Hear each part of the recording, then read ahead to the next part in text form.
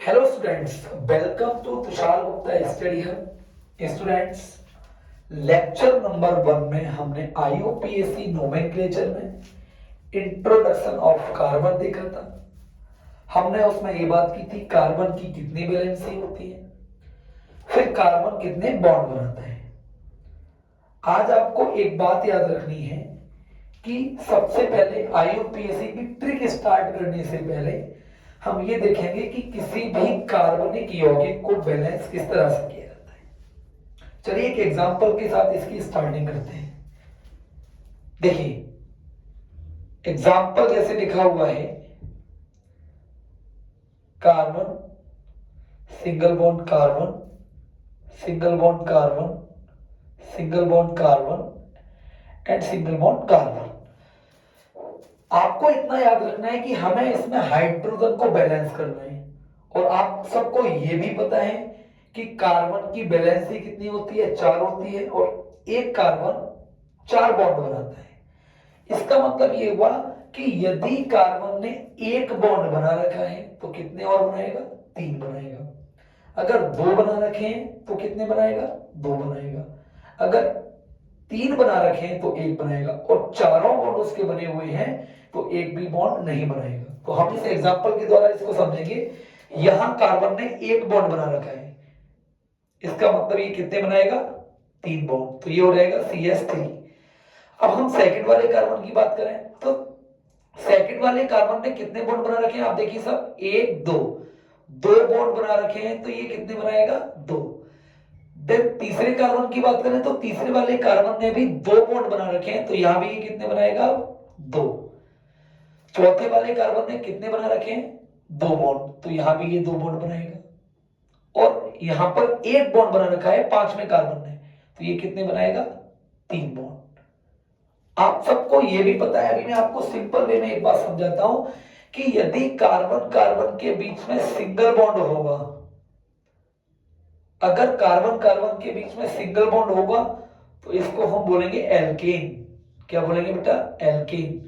जब carbon carbon के बीच में सिंगल बॉन्ड होता है तब बनता है एल्केन। जब कार्बन कार्बन के बीच में डबल बॉन्ड हो तो तब आपको याद रखना है, इसके लिए जो हम टर्म यूज करेंगे वो है एल्कीन।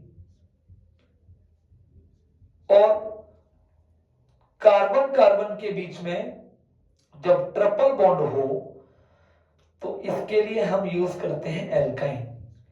तो अभी मैंने केवल सिर्फ आपको इतना सा बताया है कि किसी भी कार्बन को आपको कैसे बैलेंस करना है। सिंपल मैंने आपको यह बताया कि अगर कार्बन कार्बन के बीच में सिंगल बॉन्ड है तो एल्केन, कार्बन कार्बन के बीच में अगर डबल बॉन्ड है तो एल्कीन, और कार्बन कार्बन के बीच में अगर ट्रिपल बॉन्ड है तो एल्काइन। अब आगे हम नेक्स्ट इसमें बात करने वाले हैं कि किसी भी आईयूपीएसी यौगिक को किस तरह से लिखा जाता है। तो मैं पहले आपको सिंपल एक बात बता दूं, ये जो ट्रिक है ये है तुषार गुप्ता की ट्रिक। ये मेरे नाम से ही ट्रिक है, आपको याद रखना है। ये एक तरह से मूल मंत्र है आईयूपीएसी को सीखने का। 10th क्लास के बच्चे और 12th क्लास के बोर्ड के स्टूडेंट्स जो वीडियो देख रहे हैं वो ध्यान से इस आईयूपीएसी को समझेंगे, जिससे कि 10th और 12th की पूरी आईयूपीएसी नामकरण आपको समझ आ जाए कि किस तरह से किसी भी कार्बनिक यौगिक का आईयूपीएसी नाम लिखते हैं। चलिए अब हम स्टार्ट करते हैं इसकी आईयूपीएसी ट्रिक। एक कॉमन एग्जांपल लेते हैं, जैसे मान लीजिए ये लिखा हुआ है तुषार, ये ट्रिक से समझाऊंगा मैं, पहले समझें। तुषार गुप्ता सर, ये अपने नाम से ही मैं आपको पहले समझाने की कोशिश करता हूं।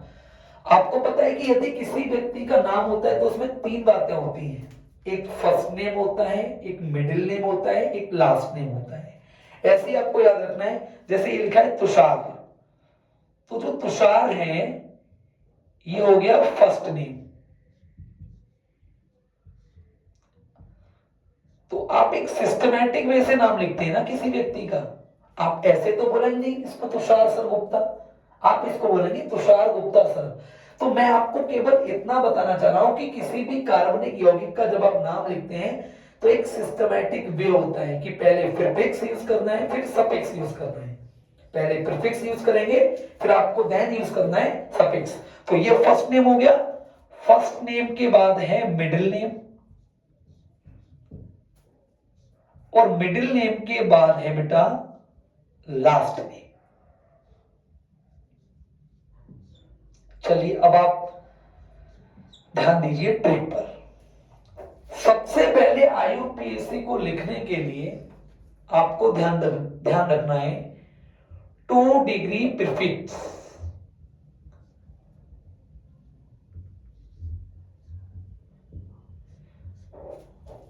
2 डिग्री प्रीफिक्स में क्या लिखते हैं? 2 डिग्री प्रीफिक्स में लिखते हैं प्रतिस्थापी समूह। प्रतिस्थापी समूह। और बेटा प्रतिस्थापी समूह कौन से होते हैं आपको याद रखना है? फ्लोरीन, क्लोरीन, ब्रोमीन और आयोडीन। आपको पता है कि ऑर्गेनिक केमिस्ट्री में एस्टाटीन को नहीं रखा गया है। यदि आपके आईयूपीएसी नामकरण में 2 डिग्री प्रीफिक्स आ जाए लाइक फ्लोरीन, क्लोरीन, ब्रोमीन और आयोडीन, तो आपको किस तरह से लिखना है? यदि फ्लोरीन आ जाए तो फ्लोरीन के लिए आप आईयूपीएसी जब नामकरण करेंगे तो फ्लोरीन को बोलेंगे फ्लोरो। क्या बोलेंगे बेटा? फ्लोरीन को बोलेंगे फ्लोरो। अगर क्लोरीन आ जाए तो क्लोरीन के लिए आप यहां बोलेंगे बेटा क्लोरो। ठीक। अगर ब्रोमीन आ जाए, बीआर आ जाए, तो बीआर के लिए बोलेंगे ब्रोमो। और यदि आयोडीन आ जाए तो इसके लिए बोलेंगे आइडो। तो सबसे पहले मैंने आपको यह बताया कि किसी भी आईयूपीएसी नामकरण में आपको यह याद रखना है कि सबसे पहले आपको देखना है 2 डिग्री प्रीफिक्स। अब 2 डिग्री प्रीफिक्स में आपको देखना है कि यदि CH3 आ जाए साइड चेन में, तो CH3 के लिए आपको नाम लिखना है बेटा मैथिल। क्या लिखना है? मैथिल। और C2H5 आ जाए तो इसके लिए आपको नाम लिखना है एथिल। तो सबसे पहले आपको एक बात याद रखनी है कि जब भी किसी यौगिक का आईयूपीएसी नामकरण आप करेंगे तब आपको इतना याद रखना है कि कोई भी अगर एग्जाम्पल लिखा है तो पहले आप देखेंगे कि क्या इसमें 2 डिग्री प्रीफिक्स दिया हुआ है, यानी ClBr जैसा कुछ दिया हुआ है। अगर ये दिया हुआ है तो सबसे पहले आपको इसे लिखना है, उसके बाद आपको रूल आगे पर जाना है। ठीक है। नाउ 2 डिग्री प्रीफिक्स के बाद हम देखेंगे बेटा 1 डिग्री प्रीफिक्स। और 1 डिग्री प्रीफिक्स में क्या देखेंगे? 1 डिग्री प्रीफिक्स में देखते हैं हम बेंजीन की रिंग। बेंजीन क्या होता है? बेंजीन होता है C6H6, इसे बोलते हैं बेंजीन। और ये बेंजीन का स्ट्रक्चरल फॉर्मूला है, ये इसका स्ट्रक्चर है। अगर बेंजीन की रिंग अगर दी है किसी भी आईयूपीएसी चेन में, यदि बेंजीन की रिंग दी है तो इसके लिए आपको एक टर्म यूज करना है जिसे हम कहते हैं साइक्लो। और यदि बेंजीन की रिंग नहीं दी तो तुषार गुप्ता की ट्रिक आपको याद रखनी है, आगे बढ़ो। यानी कि ये आपके पास नहीं है तो इसका मतलब क्या है बेटा? आपको आगे बढ़ना है। फिर से एक बार रिपीट कर देते हैं। मैंने आपसे क्या बोला कि किसी भी आईयूपीएसी नामकरण करने से पहले आपको यह ध्यान रखना है कि सबसे पहले हमें यह देखना है कि 2 डिग्री प्रीफिक्स लिखें। और 2 डिग्री प्रीफिक्स लिखने के बाद आपको यह देखना है कि अगर उसमें बेंजीन की रिंग दी है, अगर बेंजीन की रिंग दी है तो इसके लिए आपको टर्म यूज करना है साइक्लो।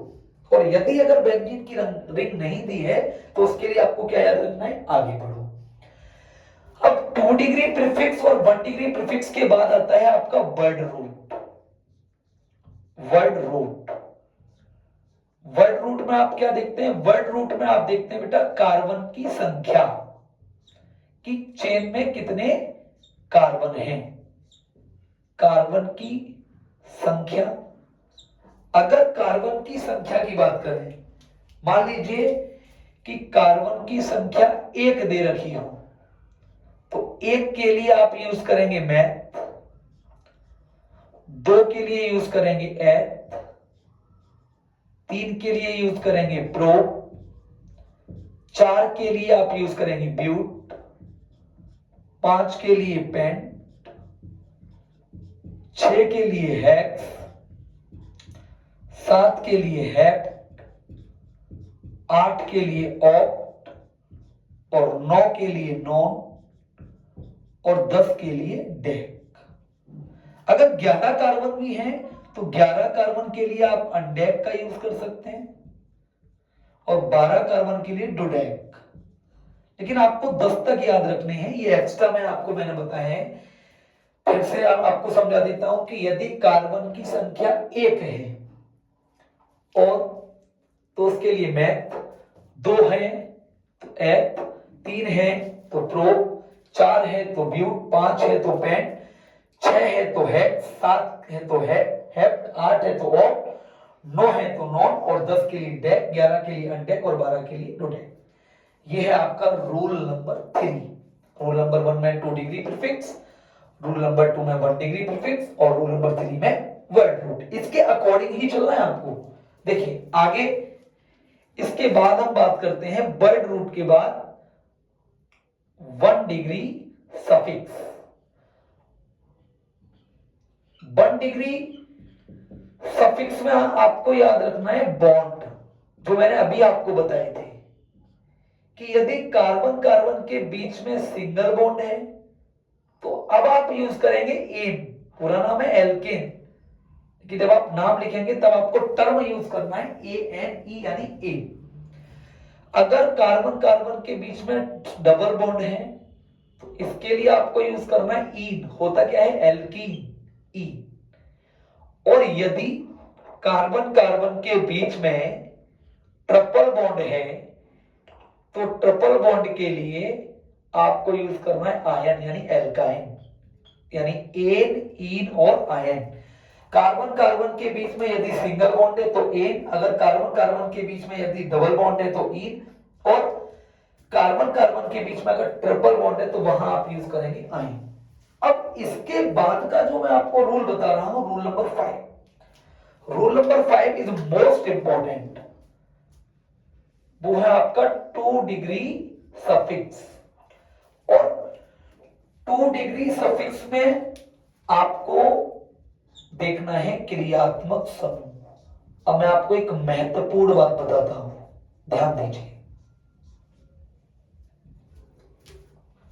देखिए पूरी आईयूपीएसी में क्रियात्मक समूह जो है वो बॉस है, यानी सबसे बड़ा। और जितना बड़ा है देन उतनी इसकी प्रायोरिटी कम है, क्योंकि इसको हमेशा सबसे लास्ट में लिखा जाता है। जैसे मान लीजिए, इसको मैं थोड़ा नीचे दिखाता हूं आपको, इधर, ठीक है, देखिएगा। जैसे यदि मान लीजिए कि किसी भी आईयूपीएसी में OH आ जाए तो OH को हम बोलते हैं एल्कोहल।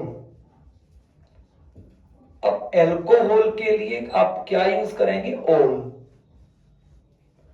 क्या यूज करेंगे, ओल। यदि CHO आ जाए तो इसे बोलेंगे एल्डिहाइड, और एल्डिहाइड के लिए यूज करेंगे अल। यदि COOH आ जाए तो COOH को बोलते हैं कार्बोक्सिलिक अम्ल।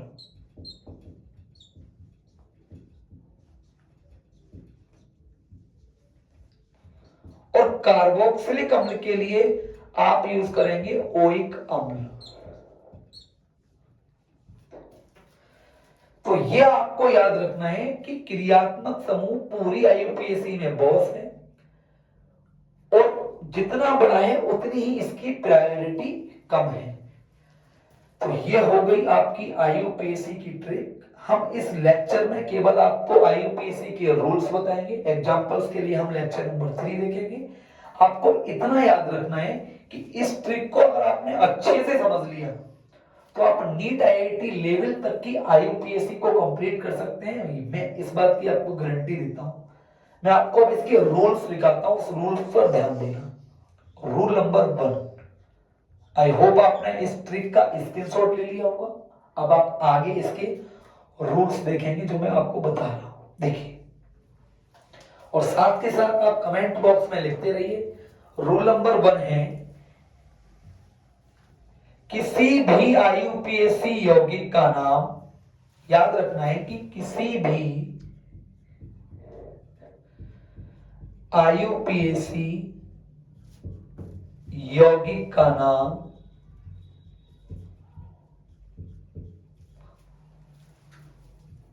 अल्फाबेटिक लेटर के अनुसार लिखा जाता है। अल्फाबेटिक लेटर के अनुसार लिखा जाता है। मैं इन रूल्स को सारे एग्जांपल्स के साथ समझाऊंगा, अभी मैं आपको केवल ट्रिक और रूल्स बता रहा हूं। पहली बात, किसी भी आईयूपीएससी यौगिक का नाम आपको याद रखना है कि किसके अकॉर्डिंग लिखेंगे, अकॉर्डिंग टू अल्फाबेटिक लेटर, ठीक है। Now rule number 2,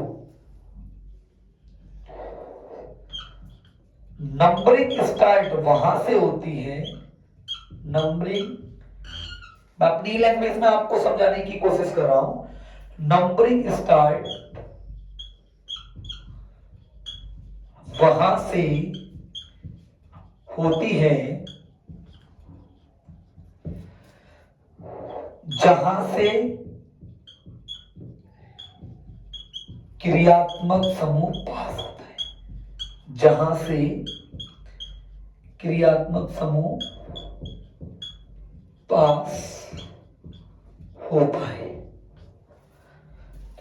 rule number 3, ध्यान दीजिए, रूल नंबर 3 होगा कि यदि एक क्रियात्मक समूह हो तो एक के लिए मोनो, और दो एक जैसे क्रियात्मक समूह हो तो उसके लिए डाई, और 3 क्रियात्मक समूह एक जैसे हो तो उसके लिए ट्राई, और 4 क्रियात्मक समूह एक जैसे हो तो उसके लिए टेट्रा। स्टूडेंट्स, आई होप आपको ये आईयूपीएससी की ट्रिक आपको अच्छे से समझ में आई होगी। मैं एक बार इसको दोबारा से डिफाइन कर देता, जरा समझे। सबसे पहले किसी भी यौगिक का आईयूपीएससी नाम लिखते हैं तो सबसे पहले उसमें ये देखते हैं कि क्या उसमें 2 डिग्री प्रीफिक्स दिया हुआ है। अब मैं आपको एक एग्जांपल लिख के बताता हूं, जरा ध्यान दीजिए। देखो, जैसे ये लिखा हुआ है CH3 single bond CH2 single bond CH2 single bond CH3। आपका एक ये एग्जांपल है, इस पर ध्यान दें। अब इसमें ये चेक करें कि क्या इसमें 2 डिग्री प्रीफिक्स दिया हुआ है, कुछ फ्लोरो क्लोरो ब्रोमो टाइप कुछ दिया हुआ है। आप कहेंगे सर CH3 दिया है। CH3 always add in the side chain, ये हमेशा साइड चेन में लगा होता है, ये स्ट्रेट श्रृंखला में नहीं होता है, ये साइड चेन में होता है। आप जरा देखिए, क्या इसमें 2 डिग्री प्रीफिक्स है? नहीं है।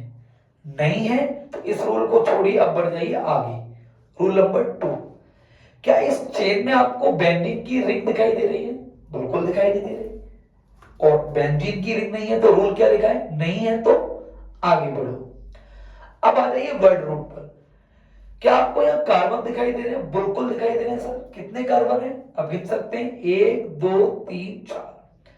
4 कार्बन के लिए आप क्या यूज कर रहे हैं यहां पर? ब्यूट, तो यहां पर आप लिख देंगे ब्यूट। अब आप आगे आ जाइए, 1 डिग्री सफिक्स यानी बॉन्ड दिया हुआ है, बिल्कुल दिया हुआ है। कौन सा बॉन्ड है? Single bond. तो जब कार्बन कार्बन के बीच में सिंगल बॉन्ड होता है तो उसके लिए हम क्या यूज करते हैं? ए, तो इसका नाम हो गया ब्यूटीन। और 2 डिग्री सफिक्स इसमें नहीं दिया गया। तो मैंने आपको एक एग्जांपल इसलिए बताए हैं ताकि आपको समझ में आ जाए कि किसी भी यौगिक की आईयूपीएससी नाम हम किस तरह से लिखते हैं। आगे हमने बात की कि अगर किसी भी यौगिक, अगर हम किसी भी आईयूपीएससी यौगिक का नाम लिखते हैं तो अल्फाबेटिक लेटर के अनुसार लिखते हैं। इस बात को समझिए। जैसे मान लीजिए सीएल आपका आ जाए 2 नंबर पर और बीआर आपका आ जाए 6 नंबर पर, तो पहले आप प्रायोरिटी यानी अल्फाबेटिक अकॉर्डिंग देखें, तो अल्फाबेटिक के अकॉर्डिंग बी और सी में पहले क्या आ रहा है, बी। तो पहले आप 6 ब्रोमो या 4 ब्रोमो 2 क्लोरो, यानी पहले आपको याद रखना है अल्फाबेटिक के जो लेटर्स हैं उसके अकॉर्डिंग ही आपको आईयूपीएसी नाम लिखनी है। दूसरी बात, नंबरिंग स्टार्ट वहां से होती है जहां से क्रियात्मक समूह पास होता है। तीसरी बात, अगर एक क्रियात्मक समूह आप यूज करें मोनो को देन ना करें, लेकिन जब दो क्रियात्मक समूह एक जैसे होते हैं तो उसके लिए हम क्या यूज करते हैं, डाई। तीन क्रियात्मक समूह एक जैसे होते हैं उसके लिए ट्राई। चार क्रियात्मक समूह एक जैसे होते हैं उसके लिए टेट्रा। तो हमने आज की केवल लेक्चर में आईयूपीएसी की ट्रिक को समझाया है। आई होप आपने इसको अच्छे से समझा होगा। गाइस मैं आपको बता रहा हूं कि अगर इस ट्रिक को आपने अच्छे से कर लिया तो आप किसी भी लेवल की आईयूपीएसी सीख जाएंगे। केवल इस ट्रिक को आपको अच्छे से पढ़ के जाना है एग्जाम में। तो आज के लिए इस वीडियो में इतना ही। हम नेक्स्ट वीडियो में बात करते हैं इसके आईयूपीएसी एग्जाम्पल्स की। Thank you.